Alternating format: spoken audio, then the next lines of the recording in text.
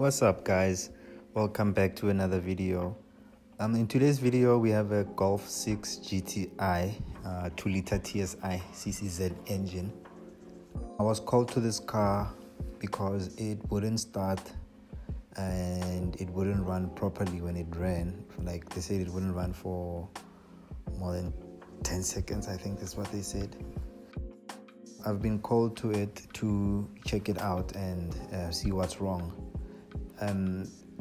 Firstly, just a quick background on this car. Firstly, the history was that the car has been, before I was called here, the engine was done on the car. So basically it had a knocking noise at the bottom end, and yeah, they called someone to sort that out. He removed the engine, did the crank, the pistons, I think. I'm not sure about that, but they basically repaired the engine according to the damage that they found. So after that, they put it together and they tried to start it, and it wouldn't run properly. As they explained that it wouldn't run for more than 10 seconds.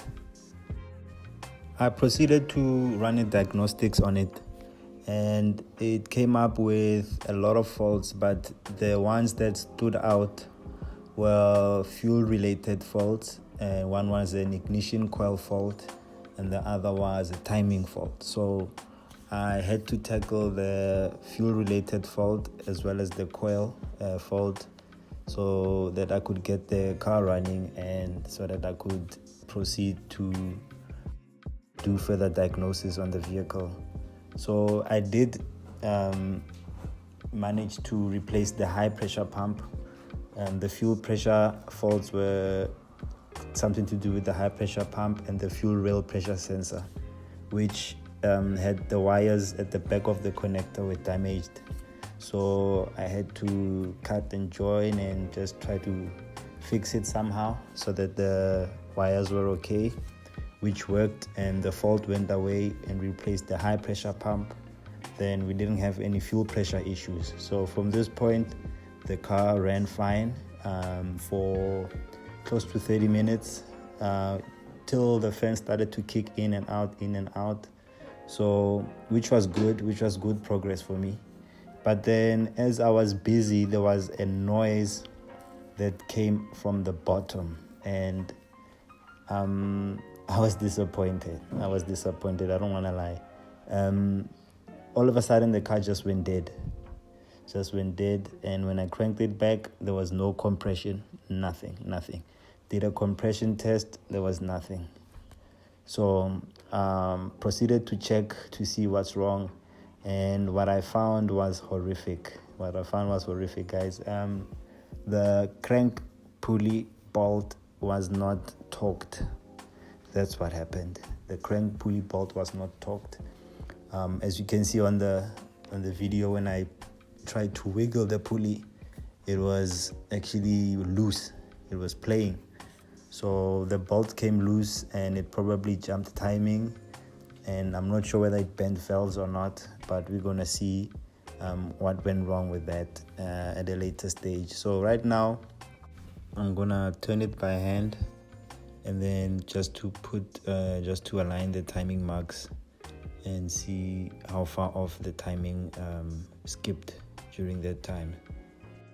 It's got a mark at I think around about 4 o'clock on the lower timing cover, and it has to align with a notch on the crank pulley, as you can see there. So when those two align, then you know that your crank is on the timing.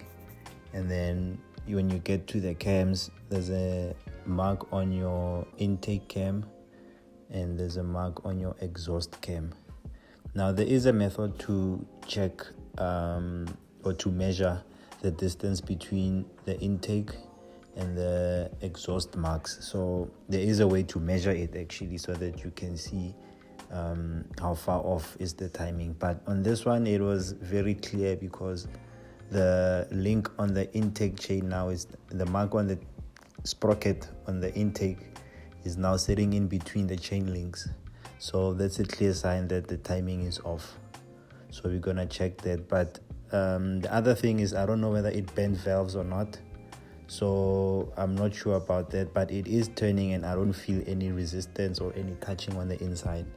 So I think I'm gonna just try and remove the intake manifold, and then just to see also what's happening with the valves on the inside. With the intake removed, immediately I could see a very big problem. So I asked the owner, and he said that the cylinder head wasn't taken to a machine shop to get the valves tested and everything. So as you can see, it's got some carbon buildup on the intake valves, which is something very common with these CCZ direct injection vehicles. They tend to suffer from a lot of carbon buildup in the valves, and that will lead to like poor running, poor idling, just a lot of problems. So me seeing this, I suggested to the guy that we need to remove the cylinder head so that we can check further. But with the valves like that, I think it's due for a valve stem seal change as well.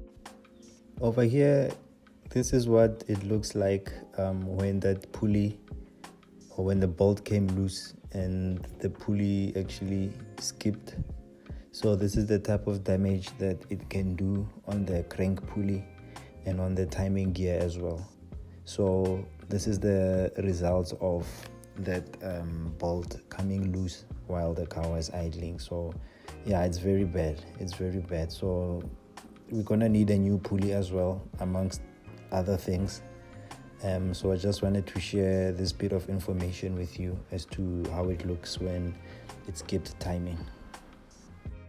Okay, with the head off, this is what I see. It doesn't look like it bent valves, but on top of that, it doesn't look very, very, very good. So on the up note, the car wasn't overheating because I did have it run, and the fan did kick in and out, and I was monitoring the temperatures. So the temperatures wasn't fluctuating, it was just staying on the normal operating temperature. So I'm happy with not skimming the cylinder head, because I want to avoid to skim it and then only to have it being now over skimmed, and now the head is gonna be scrap. So I'm gonna avoid that for now, but what I'm gonna do is I'm gonna take it to engineering anyway, so that they can inspect it. So I don't just take it at face value that everything is okay. So I'm gonna take it as it is and then send it through to the engineering so that they can check and inspect further on the valves and everything, and then probably do the valve stem seal and clean it out, and then we'll put it back. So that's my diagnosis, guys, of this VW Golf GTi. Yeah, it wasn't a good job in my opinion, but these are the type of things that I run into and the types of jobs that I get. So yeah, we're gonna fix it. So look out for the next video. That will be when the cylinder head is back, and then we're gonna see the results, how it's gonna run, how is everything gonna work out, and if they did a good job on the block, because they were doing the conrod bearings and the pistons as well. So that's something else that we don't know what's happening there, but we're gonna see once the head is back with the new timing chain kit and gears, and then yeah, we're gonna take it from there. Thank you for watching again, guys. I really appreciate all the subscribers, all the likes, all the comments. Please don't forget to click on the notification bell if you can, so that you can be notified every time I drop a video. And thank you for watching, guys.